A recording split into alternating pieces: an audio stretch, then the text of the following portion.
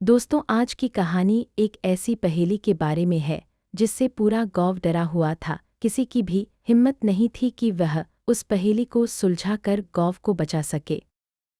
राजस्थान के उदयपुर के एक गांव में रहने वाले सभी गांव वालों ने एक दिन पंचायत बुलाकर फैसला किया कि गांव के सभी नौजवानों को गांव से बाहर भेज दिया जाए।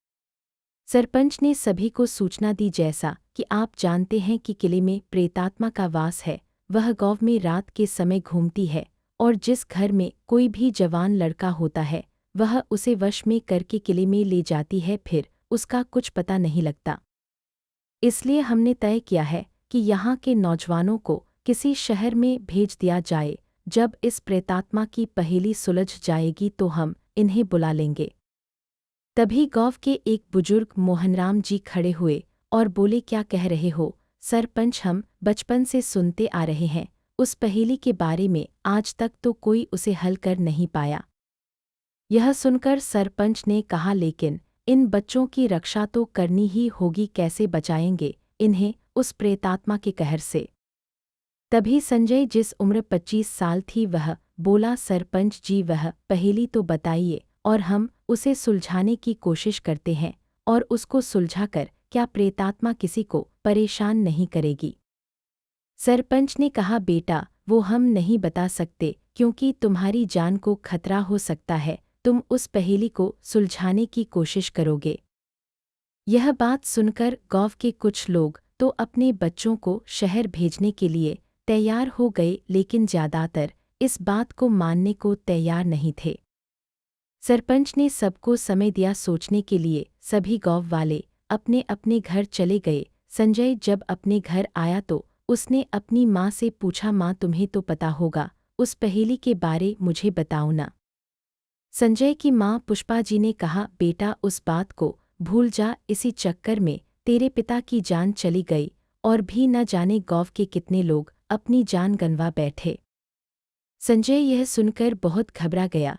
वह बोला, क्या माँ, पिताजी की मौत उस प्रेतात्मा के कारण हुई थी? अब तो आपको बताना ही पड़ेगा, मैं उससे अपने पिता की मौत का बदला लेकर रहूँगा। पुष्पा जी उसे ने कहा, बेटा हम सब बड़े लोगों ने मिलकर यह फैसला किया है कि बच्चों को इस बारे में कुछ नहीं बताएंगे। तुझे मेरी कसम, मुझसे कुछ मत पूछ। संजय कसम देने से चुप रह गया, लेकिन उसके मन के अंदर एक तूफान उठ रहा था कि उसके पिता की मौत का बदला कैसे ले। अगले दिन वह अपने दोस्तों से मिला और उन्हें सारी बात बता दी। उसका दोस्त नीरज बोला, भाई मेरे भी चाचा ऐसे ही मारे गए, हमें पता लगाना ही होगा। यह सुनकर संजय ने कहा, भाई गांव में तो कोई कुछ बताएगा नहीं, हमें गांव के बाहर जाकर किसी से पता करनी चाहिए, आखिर बाहर के लोगों को भी तो इसके बारे में पता होगा। अगले दिन का समय तय करके सभी दोस्त गांव बाहर जाकर दूसरे गांव में पहुंच गए। वहां जाकर उन्होंने पूछताछ की, तभी उन्हें एक बुढ़िया माई मिली। बुढ़िया माई के घर पहुंचकर संजय और नीरज ने उनसे पूछा। बुढ़िया माई की बात सुनकर दोनों के होश उड़ गए। उन्होंने कहा, बेटा उस गांव के ही नहीं, कई गांवों के लोग मारे जा चुके हैं उस पहेली के चक्कर में। संजय बोला, माँ जी मेरे पिता भी जा चुके हैं, आप बस ये बताओ वह पहेली है क्या? तब बुढ़िया माई ने कहा, बेटा अगर तुम वहाँ कभी मत जाना, इसी शर्त पर मैं तुम्हें बताऊंगी। संजय और नीरज मान जाते हैं। तब वह बुढ़िया माई कहती है, उस किले में एक राजा राज करता था, हम सब उसकी प्रजा थे। राजा रानी बहुत भले थे, सबका कल्याण करते थे। कुछ सालों बाद रानी ने एक कन्या को जन्म दिया, उसका नाम था कोमलमती। जब वह पैदा हुई थी उस दिन चंद्रग्रहण था। नकारात्मक शक्तियाँ ऐसे में बहुत ताकतवर होती हैं। उसमें से एक नकारात्मक शक्ति ने उस कन्या पर अपना कब्जा कर लिया। जब तक वह छोटी थी तब तक तो सब ठीक था, लेकिन जैसे जैसे वह बड़ी हुई उसका स्वभाव बदलने लगा। वह तंत्र मंत्र करने लगी। जब उसके पिता ने उसे शिक्षा के लिए भेजना चाहा तो वह बहुत गुस्सा हो गई। कहते हैं रात को उसने अपने माता पिता दोनों को मार दिया और महारानी बनकर राज करने लगी। वह गरीबों पर बहुत अत्याचार करती थी, सभी उसके राज्य में परेशान रहते थे। एक दिन वह तंत्र मंत्र कर रही थी, तब उसने मंत्रों की शक्ति से राजा का सारा खजाना महल में ही एक गुप्त स्थान पर छिपाकर उस जगह को ताले में बंद कर दिया। सेनापति राघव, जो कि उससे बहुत प्यार करता था, उसने शादी का प्रस्ताव रखा, जिसे सुनकर कोमलमती बहुत गुस्सा हो गई और सैनिकों को उसे कैद कर जेल में डालने के लिए कहा। लेकिन सैनिक सेनापति को बहुत पसंद करते थे, उन्होंने रानी की बात नहीं मानी। इस पर सेनापति ने राज्य के लालच में उसे मार दिया। लेकिन जब वह राजा बना तो खजाने में एक भी पैसा नहीं था। बहुत ढूंढने पर भी खजाना नहीं मिला। राज्य में भूखमरी फैल गई। इधर रानी की आत्मा पूरे महल में घूम रही थी। एक दिन सेनापति अपने कक्ष में मरा हुआ मिला। तब से वहाँ कोई राजा नहीं बन पाया और हम लोग अपने अपने छोटे छोटे गाँव में बट गए। आज भी वह प्रेतात्मा उस खजाने को किसी को लेने नहीं देती। इसी लालच में कई लोग वहाँ गए और उस प्रेतात्मा के हाथ अपनी जान गंवा बैठे।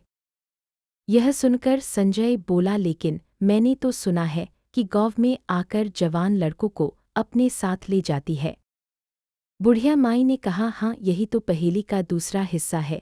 जब गाँव वालों ने वहाँ जाना बंद कर दिया तब वह खुद अपना शिकार ढूंढने गाँव में आने लगी और खजाने का लालच देकर गाँव के नौजवानों को, जिन्हें इस कहानी का पता नहीं है, उन्हें अपने साथ ले जाती है। इसी बीच नीरज ने कहा, लेकिन माँ जी, ऐसे में उस खजाने का पता कैसे लगे और उस प्रेतात्मा से पीछा कैसे छुड़ाया जाए? बुढ़िया माई ने कहा, उन मंत्रों से बंधे खजाने को ढूंढने के लिए उस प्रेतात्मा की मुक्ति जरूरी है, तभी वह मंत्रों से मुक्त हो पाएगा। लेकिन यह काम वही कर सकता है जिसे उस खजाने का लालच न हो। वह सारा धन जनता के भलाई के कामों में लगा दे। बुढ़िया माई से सारी बात सुनकर दोनों वापस आ गए। अगले दिन दोनों ने किले में जाने का फैसला किया। बिना किसी को बताए दोनों किले में पहुंच गए। संजय के पास गंगा जल था और नीरज के पास एक मंत्र से अभिमंत्रित किया हुआ कलावा था। सबसे पहले उन्होंने वह कलावा किले के दरवाजे पर बांध दिया, जिससे रानी की प्रेतात्मा बाहर न जा सके। उसके बाद संजय हर जगह गंगा जल छिड़कता हुआ आगे बढ़ने लगा। कुछ दूर जाने पर उनके सामने काला साया दिखाई देने लगा। संजय ने गंगाजल छिड़कना शुरू किया। तभी प्रेतात्मा बोली, अपनी जान की खैर चाहता है तो चले जाओ यहाँ से। संजय ने जवाब दिया, हम तुझे मुक्ति दिलाने आए हैं, इस खजाने को छोड़ और मुक्त हो जा। यह कहकर संजय ने सारा गंगा जल उस काले साए पर डाल दिया। कुछ ही देर में प्रेतात्मा तड़पने लगी। तभी उसके पीछे खजाने का संदूक दिखाई दिया। प्रेतात्मा के मुक्त होते ही खजाने का संदूक खुल गया। दोनों खजाना लेकर गाँव में आ गए और सरपंच को सौंप दिया। इस तरह पूरा गाँव डर के साए से बाहर आ गया। सरपंच ने खजाना गाँव के विकास में लगा दिया। इससे गाँव वालों के घरों में खुशहाली आ गई। दोस्तों, कहानी अच्छी लगी हो तो चैनल को लाइक, शेयर और सब्सक्राइब करें।